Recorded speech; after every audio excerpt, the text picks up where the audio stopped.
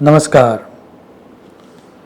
यदि हम किसी भी वास्तुशास्त्र की पोस्ट को देखें या आर्टिकल को देखें या किसी भी वीडियो को देखें तो कौन सा रूम कहाँ पर होना चाहिए, कौन सी चीज़ कहाँ पर होनी चाहिए या हमें किस डायरेक्शन में फेस होकर बैठना चाहिए, उसके बारे में ज़्यादा बात होती है। That means placement of objects, people या प्लेसमेंट ऑफ रूम्स के ऊपर तो बहुत सारी बातें होती है। अब उसका महत्व तो है ही है, लेकिन उससे ज़्यादा महत्वपूर्ण बात शास्त्र में ये कही गई है कि जो चीज़ जहाँ पर रखी गई है उसका डायमेंशन क्या है।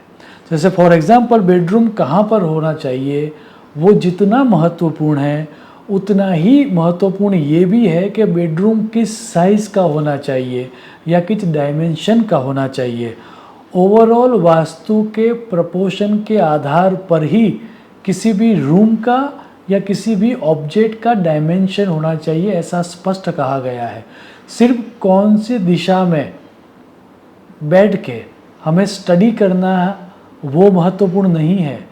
जिस स्टडी टेबल के ऊपर बैठ के हम स्टडी करते हैं उसका डायमेंशन भी इतना ही महत्वपूर्ण है।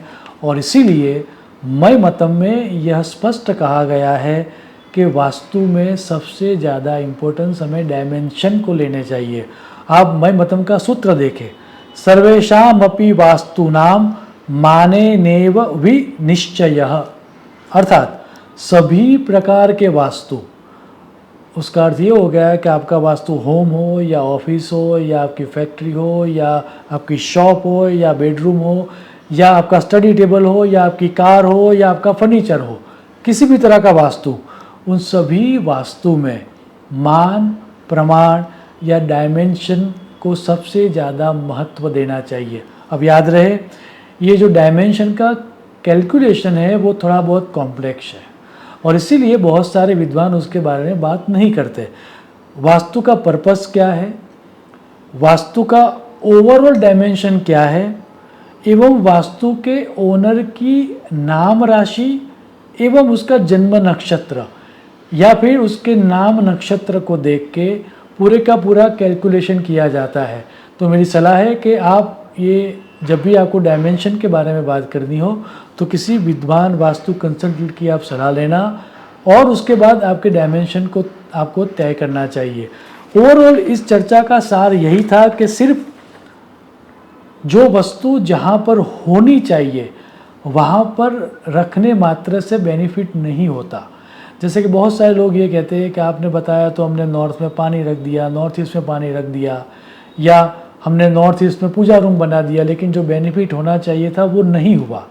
तो बेनिफिट, जो चीज़ जहाँ पर रखनी चाहिए वो रखने के बाद भी यदि बेनिफिट आपको नहीं हो रहा है तो प्लीज़ आप आपके उस ऑब्जेक्ट का या आपका जो रूम है या आपका जो फर्नीचर है उसका डायमेंशन देखिए।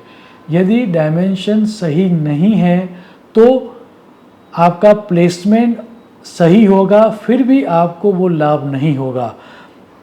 आपको जान के आश्चर्य होगा कि डायमेंशन का इतना ज़्यादा इम्पोर्टेंस है कि वास्तुशिल्प शास्त्र में तो यहाँ तक कहा गया कि यदि कोई चीज़ डायमेंशन के अनुसार सही हो तो ही वह चीज़ सक्सेस या सिग्निफिकेंस देती है। सिर्फ जहाँ पर जो चीज़ें रखनी चाहिए वहाँ पर रखने से वो रिज़ल्ट नहीं देती। ये वास्तुशिल्प शास्त्र का सूत्र देके मैं मेरी वाणी को विराम दूंगा। आप ये सूत्र देखें, शास्त्र मानेन यो रम्यः स रम्यो नान्य एव हि। शुभम भवतु। प्रणाम।